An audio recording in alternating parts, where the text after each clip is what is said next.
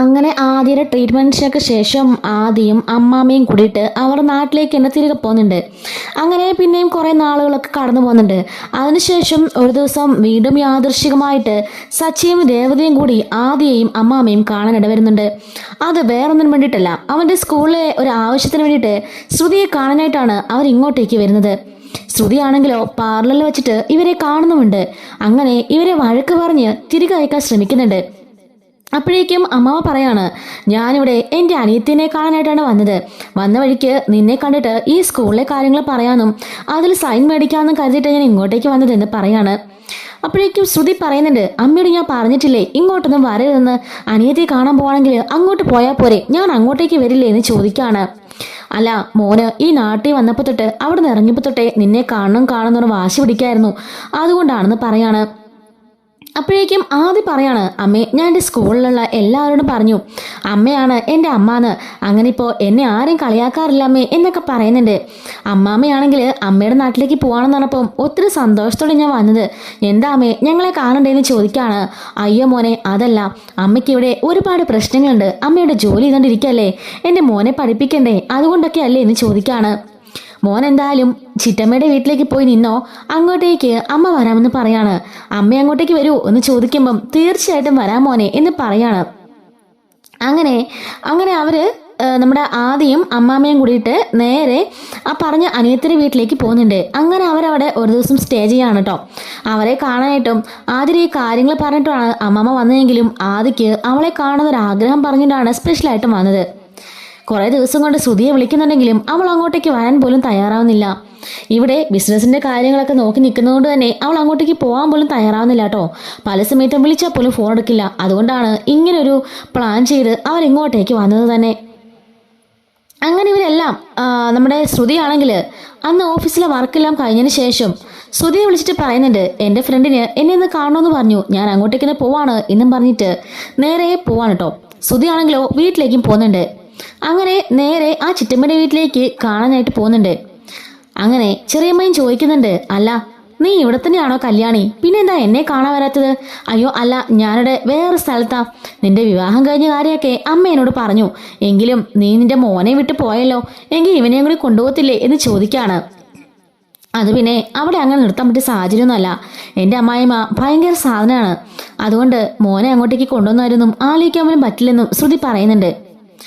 അങ്ങനെ അവരോട് സംസാരിക്കുകയും ഫുഡ് കഴിക്കുകയൊക്കെ ചെയ്യുന്നുണ്ട്. കുറേ നേരം ആദി അവൻ്റെ അമ്മയുടെ അരികിൽ ഇരിക്കുകയും കുറേ വർത്താനം പറയുകയൊക്കെ ചെയ്യുന്നുണ്ട് കേട്ടോ. അങ്ങനെ രാത്രി ആവുകയാണ്. രാത്രി 8 മണി 9 മണിയൊക്കെ ആകുമ്പോഴേക്കും അവളെ ശ്രുതി വിളിക്കാണ്. എന്താ ശ്രുതി, ഇതുവരെ നിന്നെ കണ്ടില്ലല്ലോ, രാത്രിയായി, ഇനി നീ എങ്ങനെ വരുമെന്ന് ചോദിക്കാണ്. അതൊന്നും സാരില്ല, ഞാനൊരു ക്യാബ് ബുക്ക് ചെയ്ത് അങ്ങോട്ടേക്ക് വന്നേക്കാം, ഇത്ര അർജന്റായിട്ട് എന്താ അവിടെ സംസാരിക്കാന്, നീ വേഗം ഇങ്ങോട്ട് വാ, കിടക്കാറായില്ലേ എന്ന് ചോദിക്കാണ്. ശരി ആദി എന്നും പറഞ്ഞിട്ട് ശരി ശ്രുതി എന്നും പറഞ്ഞിട്ട് അവൾ ഫോൺ കട്ടാക്കുന്നുണ്ട്. എന്നിട്ട് അമ്മേ ആദി ഞാൻ പോയിട്ട് വരാം, എന്നെ വിളിക്കുകയാണെന്ന് പറയുമ്പോഴേക്കും ആദി ചോദിക്കാണ്, അതാരാ അമ്മയെന്ന് ചോദിക്കുമ്പം അതൊരു അങ്കിളാണെന്ന് പറയുന്നുണ്ട്. അമ്മ എന്തിനാ ആ വീട്ടിൽ നിൽക്കുന്നത്, അമ്മയ്ക്ക് എൻ്റെ കൂടെ എൻ്റെ വീട്ടിൽ നിൽക്കത്തില്ലെന്ന് ചോദിക്കാണ്. നമുക്ക് വീടുണ്ടല്ലോ, അമ്മ അവിടെ നിൽക്കില്ലെന്ന് ചോദിക്കുമ്പോഴേക്കും ശ്രുതി ഒന്നും മിണ്ടാൻ പറ്റാതെ അമ്മയെ നോക്കുന്നുണ്ട്. അത് പിന്നെ ഞാൻ ഇവിടെയല്ലേ ജോലി ചെയ്യുന്നത്, അതുകൊണ്ടാ ഞാൻ ആ വീട്ടിൽ നിൽക്കുന്നത്, മോൻ വലുതാകുമ്പം അതൊക്കെ മോന് മനസ്സിലാവുമെന്നും ശ്രുതി പറയാണ്. അങ്ങനെ മോൻ്റെ കൂടെ കുറേ നേരം അവന് കുറേ ടോയ്സ് ഒക്കെ വാങ്ങി ചോക്ലേറ്റ്സ് ഒക്കെ വാങ്ങി കൊടുത്തതിന് ശേഷം അവൾ അവനൊരു ഉമ്മയും കൊടുത്തിട്ട് അവിടെ നിന്ന് പോകുന്നുണ്ട്. അങ്ങനെ വീട്ടിലേക്ക് ചെല്ലാണ്. ശ്രുതി ചോദിക്കുന്നുണ്ട്, എത്ര നേരമായി ശ്രുതി ഇത്, ഞാൻ കഴിക്കാൻ നിന്നെ നോക്കി ഇരിക്കായിരുന്നു, ശ്രുതിക്ക് കഴിച്ചുകൂടായിരുന്നോ, എന്നെ നോക്കിയിരിക്കേണ്ട കാര്യമുണ്ടോ എന്നും പറഞ്ഞ് ദേഷ്യപ്പെടുകയാണ് കേട്ടോ ശ്രുതി. അങ്ങനെ കഴിച്ചു കിടന്നതിന് ശേഷം നമ്മുടെ ശ്രുതിയുടെ മനസ്സിൽ മൊത്തം ആര്യയുടെ രൂപമാണ്. അവനെ കണ്ടതും ആ ഒരു നിമിഷമൊക്കെ അവളിങ്ങനെ ഓർത്തോർത്തിരിക്കുകയാണ്. പിറ്റേ ദിവസം രാവിലെ ആവുന്നുണ്ട് കേട്ടോ. ആദ്യം അവൻ്റെ അമ്മമ്മയും തിരിച്ച് നാട്ടിലേക്ക് പോകാനായിട്ട് ഒരുങ്ങുന്നുണ്ട്. ഈ ഒരു സമയത്ത് നമ്മുടെ രേവതി ആണെങ്കിൽ പൂ കൊടുക്കാനായിട്ട് വണ്ടിയിൽ ആ വഴി പോവായിരിക്കും. അങ്ങനെ പോകുന്ന വഴിക്ക് ഒരു കടയിൽ പൂ കൊടുത്തോണ്ട് നിൽക്കായിരിക്കും കേട്ടോ. ഈ സമയത്ത് ബസ് കയറാനായിട്ട് ആദ്യം അവൻ്റെ അമ്മമ്മയും കൂടി ബസ് സ്റ്റോപ്പിൽ വെയിറ്റ് ചെയ്ത് നിൽക്കായിരിക്കും. അപ്പോഴാണ് നമ്മുടെ ആദിയുടെ അമ്മമ്മ അവിടെ തല ഇറങ്ങി വീഴുന്നത്. ഇത് നമ്മുടെ രേവതി കാണുന്നുണ്ട്. ആരാണെന്ന് ക്ലിയർ ആയില്ലെങ്കിലും ഒരാളുടെ ബോധം കെട്ട് വീഴുന്ന പോലെ തോന്നുകയും ആളുകൾ കൂടിച്ചില്ലെങ്കിൽ കാണുമ്പോഴേക്കും രേവതി സ്പീഡിൽ അങ്ങോട്ടേക്ക് പോവാണ്. നോക്കുമ്പോഴേക്കും ആദ്യം അവൻ്റെ അമ്മമ്മയും, അയ്യോ ആൻറ്റി എന്താ പറ്റിയെന്ന് ചോദിക്കാണ്. ആദ്യമോനെ അമ്മയ്ക്ക് എന്ത് പറ്റിയെന്ന് ചോദിക്കുമ്പം അറിയില്ല ആൻറ്റി, പെട്ടെന്ന് തലയിറങ്ങി വീണു എന്ന് പറയുന്നുണ്ട്. അവിടുന്ന് ഒരു ഓട്ടോ വിളിച്ച് രേവതി നേരെ അവരെയും കൊണ്ട് ഹോസ്പിറ്റലിലേക്ക് പോകുന്നുണ്ട്. ഈ സമയത്ത് നമ്മുടെ സച്ചിനെ വിളിച്ചിട്ട് രേവതി കാര്യം പറയാണ്. സച്ചി പറയുന്നുണ്ട്, ഞാനൊരു ഓട്ടത്തിലാണ്, നീ അവരെയും കൊണ്ട് പോയിക്കോ, ഞാൻ പിന്നാലെ വന്നേക്കാം എന്ന് പറയാണ്. അങ്ങനെ ഓട്ടോയ്ക്ക് കൊണ്ടുപോയി പെട്ടെന്ന് തന്നെ അവിടെ ഹോസ്പിറ്റലിൽ കൊണ്ട് അഡ്മിറ്റ് ചെയ്യുന്നുണ്ട്. ഈ സമയത്ത് അവർക്ക് ബോധമൊന്നും ഇല്ല കേട്ടോ. കൊണ്ടുപോയി ചെന്ന് കഴിയുമ്പോഴത്തേക്കും ഡോക്ടർ ടെസ്റ്റ് ചെയ്യാണ്. അപ്പോഴേക്കും ആദിയോട് രേവതി പറഞ്ഞ് സമാധാനിപ്പിക്കുന്നുണ്ട്. പോട്ടെ മോൻ വിഷമിക്കൊന്നും വേണ്ട, അമ്മാമ്മയ്ക്ക് കുഴപ്പമൊന്നുമില്ല എന്നൊക്കെ പറഞ്ഞ് ആശ്വസിപ്പിക്കുകയാണ്. ഡോക്ടർ എന്നിട്ട് പറയുന്നുണ്ട്, വേറെ പ്രശ്നമൊന്നുമില്ല, BP ഒന്ന് ലോ ആയതാണ്, പക്ഷെ 2 ദിവസം ഇവിടുന്ന് ഒബ്സർവേഷനിൽ കിടക്കണം, BP നന്നായി ലോ ആയിട്ടുണ്ട്, അതുകൊണ്ട് മരുന്നൊക്കെ എടുക്കണം, 2 ദിവസം ഒബ്സർവേഷൻ ചെയ്തതിന് ശേഷം മാത്രം ഡിസ്ചാർജ് ചെയ്യാൻ പറ്റുള്ളൂ എന്ന് പറയാണ്. അപ്പോഴേക്കും രേവതി ചോദിക്കാണ്, അല്ല മോനെ അമ്മാമ്മയുടെ ഫോൺ എവിടെയും ചോദിക്കുമ്പോൾ ദൈ കവറിലുണ്ട് എന്നും പറയുന്നുണ്ട് കേട്ടോ. കീപാഡ് ഫോൺ ആയതുകൊണ്ട് ലോക്കൊന്നും ഇല്ലല്ലോ.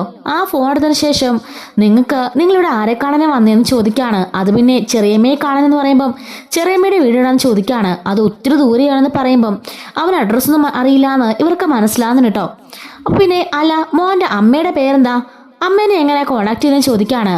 അമ്മയുടെ പേര് കല്യാണിന്നാ, അമ്മയുടെ ഫോണിൽ കല്യാണി നടിച്ചിട്ടുണ്ടെന്നും ആദ്യം പറയുന്നുണ്ട് കേട്ടോ. അങ്ങനെ ആ നമ്പറിലേക്ക് രേവതി വിളിക്കായിരിക്കും. നമ്മുടെ ശ്രുതിയാണല്ലോ ആ കല്യാണി. അവള് പാർലറിൽ തിരക്കായതുകൊണ്ടേ ഫോൺ എടുക്കുന്നില്ല കേട്ടോ.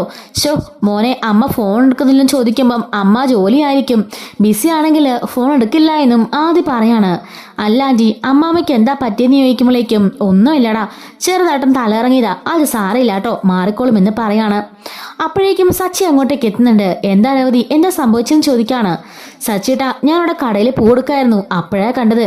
ആദ്യം അവൻ്റെ അമ്മാമ്മ ആണെങ്കിൽ തല ഇറങ്ങി വീണു, ഞങ്ങൾ ഇങ്ങോട്ടേക്ക് കൊണ്ടുവന്നതാ, BP ലോ ആയിപ്പോയതാണ്, 2 ദിവസം അഡ്മിറ്റ് ചെയ്യണമെന്ന് പറഞ്ഞെന്ന് പറയുന്നുണ്ട്. ആണോ, എന്നിട്ട് ഇപ്പം എങ്ങനെയുണ്ട്? ഇപ്പം കുഴപ്പമൊന്നുമില്ല, പക്ഷേ ഇന്നലെ ഡിസ്ചാർജ് ചെയ്യാൻ പറ്റില്ലെന്ന് ഡോക്ടർ പറഞ്ഞു. അല്ല, അവർക്ക് പരിചയമുള്ള ആരും നീ വിളിച്ചില്ലെന്ന് ചോദിക്കുമ്പം ഏതൊരു ചെറിയമ്മയുടെ കാര്യം മോൻ പറഞ്ഞു. പക്ഷേ ഇത്രയും വലിയ സിറ്റിയല്ലേ, ഇവിടുന്ന് അവൻ എങ്ങനെ കണ്ടുപിടിക്കാനാ? അവന് വഴിയൊന്നും അറിയില്ല. പക്ഷേ അവരുടെ മകളുടെ നമ്പർ ഇതിനകത്തുണ്ട്, കല്യാണി എന്നവരുടെ പേര്. അവരെ ഞാൻ വിളിച്ചപ്പോഴും അവർ ഫോൺ എടുക്കുന്നില്ല എന്നും പറയുന്നുണ്ട് കേട്ടോ.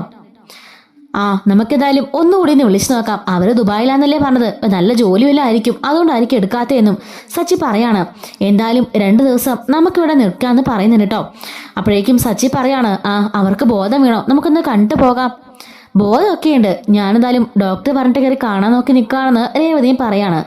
അങ്ങനെ ഡോക്ടർ എന്നിട്ട് കയറി കണ്ടു എന്ന് പറയുന്നുണ്ട്. രേവതിയും സച്ചിയും അതുപോലെ തന്നെ ആദ്യം കൂടി അകത്തേറി കാണുന്നുണ്ട്. ആദ്യമോനേന്നും പറഞ്ഞ് പാവം അമ്മ കെട്ടിപ്പിടിച്ച് ഉമ്മ കൊടുക്കുന്നുണ്ട്. രേവതി മോളെ, നീയാണ് എന്നെ ഇവിടെ കൊണ്ടുവന്നേ ചോദിക്കാണ്. അതെ ആൻറ്റി, ഞാനിവിടെ കടയിൽ പോകെടുത്തിരുന്നപ്പോഴാണ് ആൻറ്റി തലയിറങ്ങി വീഴുന്നത് കണ്ടത്. എന്തായാലും ആ സമയത്ത് വന്നതുകൊണ്ട് നമുക്ക് ഹോസ്പിറ്റലിലേക്ക് കൊണ്ടുവരാൻ സാധിച്ചു എന്ന് പറയാണ്. അപ്പോഴേക്കും അമ്മമ്മ പറയുന്നുണ്ട്, എന്തായാലും എനിക്ക് ഓരോ അപകടം സംഭവിക്കുമ്പോഴും ആ സമയത്തെല്ലാം ദൈവത്തെ പോലെ നിങ്ങൾ അങ്ങോട്ടേക്ക് എത്താറുണ്ട്. അന്ന് അവിടെ ഒരു പരിചയമില്ലാതെ ഞാൻ വീണ് കിടന്നപ്പം എൻ്റെ മകൻ്റെ കാര്യമായിരുന്നു എൻ്റെ ഇതിൽ മൊത്തം. ഇപ്പം ഇവിടെ ബോധത്തിലേക്ക് കിടന്നപ്പോൾ പോലും ഞാൻ ആദ്യ മുഖമാണ് എൻ്റെ മനസ്സിൽ സ്വപ്നം കണ്ടതെന്നും അവർ പറയുന്നുണ്ട്. എനിക്ക് എന്തെങ്കിലും സംഭവിച്ചാൽ എൻ്റെ മോൻ എന്ത് സംഭവിക്കുന്ന ഓർത്താണ് എനിക്ക് എപ്പോഴും പേടിയെന്നും അമ്മ പറയാണ്. സച്ചി ചോദിക്കാണ്, അതിനെന്താ പ്രശ്നം, ഇവന്റെ അമ്മയുണ്ടല്ലോ, അതുകൊണ്ട് അവര് നോക്കിയില്ലെന്ന് ചോദിക്കാണ്. അപ്പോഴേക്കും അവരൊന്നും മിണ്ടുന്നില്ല. അല്ല, അവള് ദുബായിലല്ലേ, അവൾക്ക് ഒരുപാട് ജോലി കാണും, അതിനൊന്നും അവൾക്ക് സമയമില്ലല്ലോ. സച്ചി പറയാണ്, എന്താണെങ്കിലും അവരുടെ മകനല്ലേ ഇത്, പിന്നെ എന്തുകൊണ്ട് അവർ നോക്കാൻ വരുന്നില്ല? ഈയിടെയെങ്ങാനും വന്നിരുന്നോ? ഈയിടയിൽ വന്നിരുന്നു, ഞങ്ങൾ കണ്ടതാ. അപ്പോഴേക്കും നമ്മുടെ ആദിയോട് ഒന്നും പറയുന്നൊക്കെ പറഞ്ഞ് വിലക്കി വെച്ചിരിക്കുകയാണ് ശ്രുതി. അതുകൊണ്ട് തന്നെ ഒന്നും പറയുന്നില്ല കേട്ടോ. എന്നിട്ട് അമ്മ പറയാണ്, അല്ല ഞാൻ എൻ്റെ മോളെ വിളിച്ചെന്ന് കാര്യം പറയട്ടെന്ന് പറയുമ്പം രേവതി പറയാണ്, ഞാൻ 2 തവണ വിളിച്ചിട്ടും ഫോൺ എടുത്തില്ല, അമ്മയുടെ ഫോണെന്നും പറഞ്ഞ് ഫോൺ കൊടുക്കുന്നുണ്ട്. ഇവള് വിളിച്ച് സംസാരിക്കാഞ്ഞത് ഭാഗ്യം നോർത്ത് കിടക്കാണ് കേട്ടോ അവര്. അപ്പോഴേക്കും ശ്രുതി തിരിച്ചു വിളിക്കുന്നു കേട്ടോ. കല്യാണി എന്നുള്ള നമ്പർ വരുമ്പോഴേക്കും രേവതി പറയാണ്, ഞാൻ എടുക്കാമെന്ന് പറയുമ്പം അയ്യോ സാറിയില്ല മോൾ എടുത്താൽ എനിക്ക് എന്തോ വലിയ പ്രശ്നമാണെന്ന് കരുതിയാൽ പേടിക്കുമെന്ന് പറഞ്ഞിട്ട് അവൾ തന്നെ ഫോൺ അറ്റൻഡ് ചെയ്യാണ്. ശ്രുതി പറയുന്നുണ്ട്, അമ്മയോട് ഞാൻ പലതവണ പറഞ്ഞിട്ടുണ്ട്, ഞാൻ ബിസി ആയിരിക്കുമ്പം എൻ്റെ ഫോണിലേക്ക് ഇങ്ങോട്ടേക്ക് വിളിക്കാൻ നിൽക്കരുതെന്ന്. ഞാൻ അങ്ങോട്ടേക്ക് വിളിക്കില്ലേ എന്ന് ചോദിക്കാണ്. ഞാനിവിടെ ഹോസ്പിറ്റലാ മോളെന്ന് പറയുന്നുണ്ട്. ഹോസ്പിറ്റലോ? അമ്മ നാട്ടിൽ പോവാണെന്ന് രാവിലെ പറഞ്ഞല്ലേന്ന് ചോദിക്കാണ്. ബസ് സ്റ്റോപ്പിൽ നിന്നപ്പോൾ ഞാൻ തലയിറങ്ങി താഴെ വീണു, രേവതിയാണ് എന്നെ ഇങ്ങോട്ടേക്ക് കൊണ്ടുവന്നെന്ന് പറയുന്നുണ്ട്. ഇത് കേൾക്കുമ്പോൾ വീണ്ടും ശ്രുതി ഷോക്കാവാണ്. രേവതിയും സച്ചിന്ന് ഞാൻ പറഞ്ഞിട്ടില്ലേ, അവരാ എന്നെ ഇങ്ങോട്ടേക്ക് കൊണ്ടുവന്നത്. ഞാൻ അന്ന് ആദ്യമോൻ കിടന്ന അതേ ഹോസ്പിറ്റലാണ് എന്നും പറയാണ്. അമ്മേ ഇനിയിപ്പോൾ എന്താ ചെയ്യാന്ന് ചോദിക്കുമ്പം അറിയില്ല മോളെ, ഡോക്ടർ 2 ദിവസത്തോടെ റെസ്റ്റ് എടുക്കാനാ പറഞ്ഞത്. ഇവിടുന്ന് വിടില്ല എന്ന് പറഞ്ഞിട്ടുണ്ട്.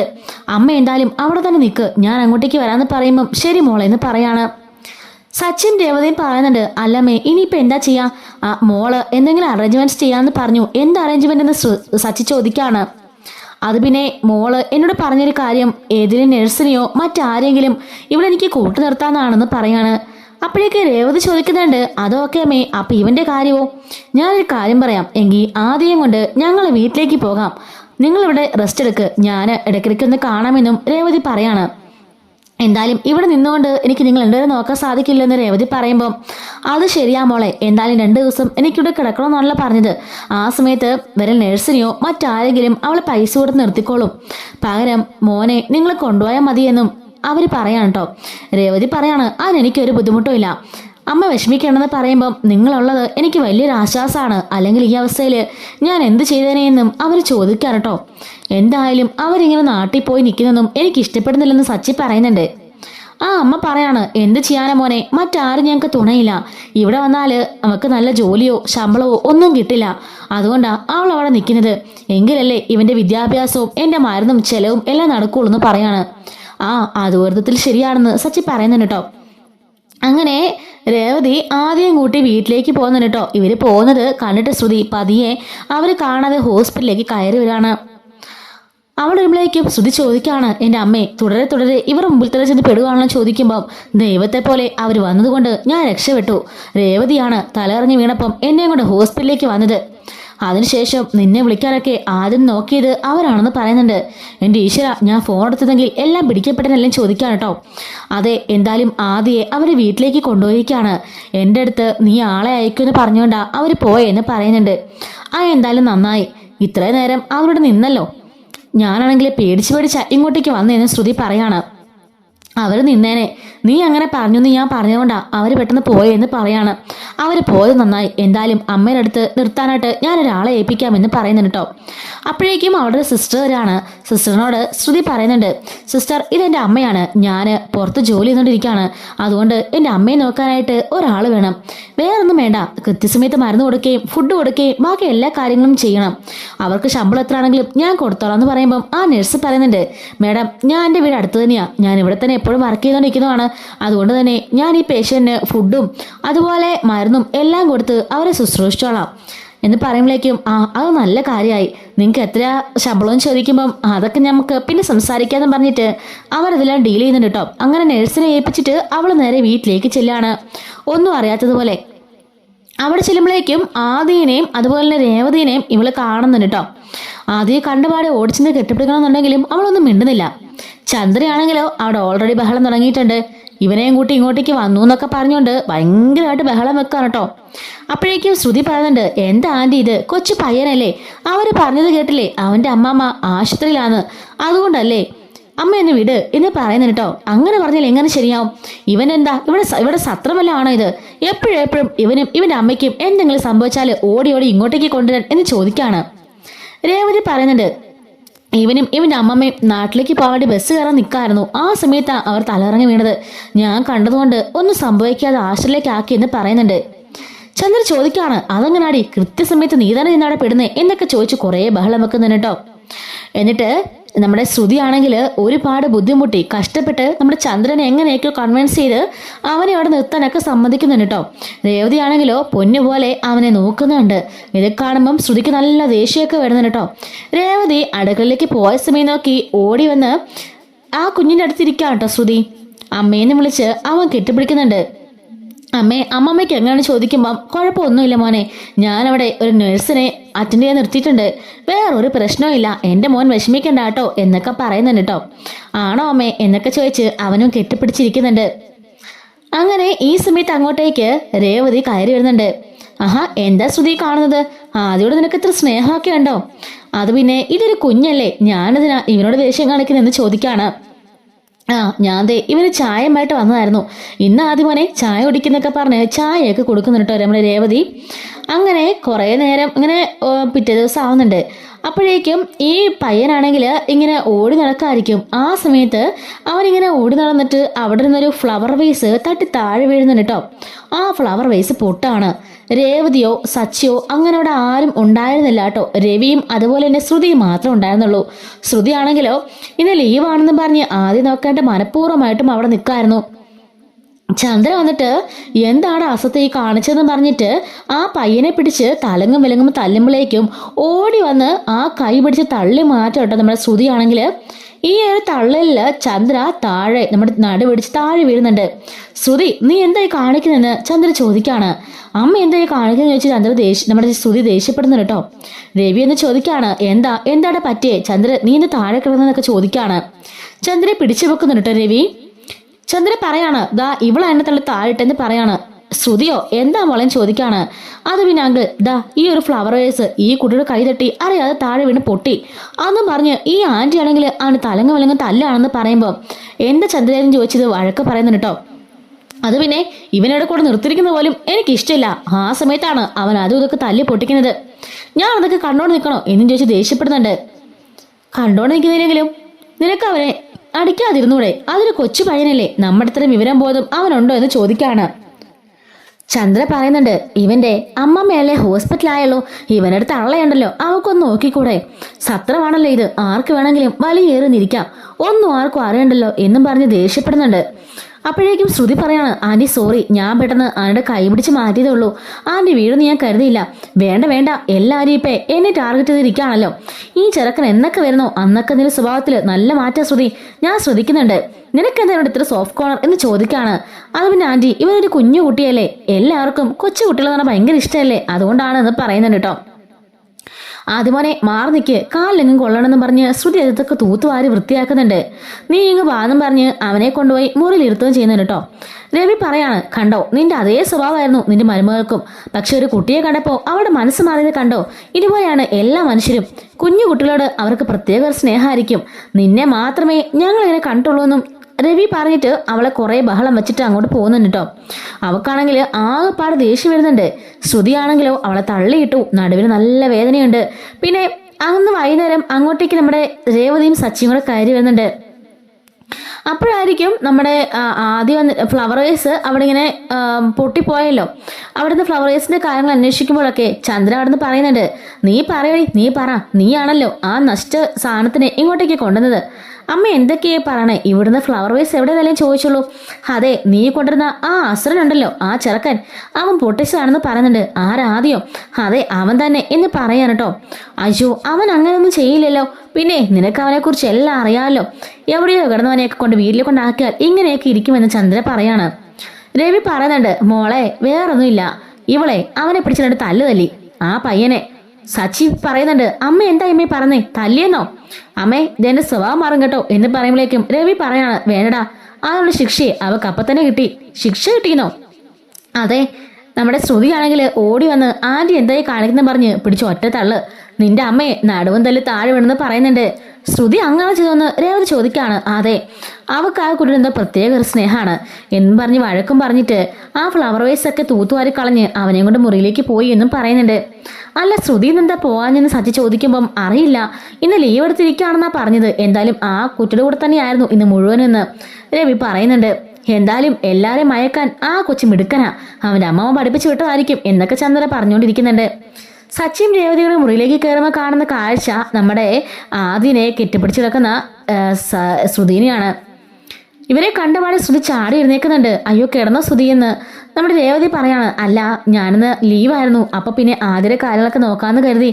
രേവതിക്ക് ഇന്ന് അത്യാവശ്യം ആണെന്നെല്ലാം ചോദിക്കാണ്. എന്തായാലും നന്നായി, അവനെന്തായാലും അവന്റെ അമ്മമ്മ മിസ് ചെയ്തില്ലോ എന്ന് ചോദിക്കുന്നുണ്ട് കേട്ടോ. അങ്ങനെ നമ്മുടെ ശ്രുതിയാണെങ്കിൽ ആ ദിവസം മുഴുവനും നമ്മുടെ അവൻ്റെ കൂടെ ആദ്യയുടെ കൂടെ ടൈം സ്പെൻഡ് ചെയ്യുന്നുണ്ട് കേട്ടോ. പക്ഷെ സച്ചയ്ക്ക് ഇതിൽ എന്തൊക്കെയോ ഒരു സ്പെല്ലിംഗ് മിസ്റ്റേക്ക് മണക്കുന്നുണ്ട്. ഇനി നമുക്ക് അടുത്ത സ്റ്റോറി അടുത്തുള്ളവരോട് ചർച്ച ചെയ്യാം കേട്ടോ. മിസ്സാതിരിക്കാൻ ചാനൽ ഒന്ന് സബ്സ്ക്രൈബ് ചെയ്ത് സപ്പോർട്ട് ചെയ്യണേ. Thanks for watching.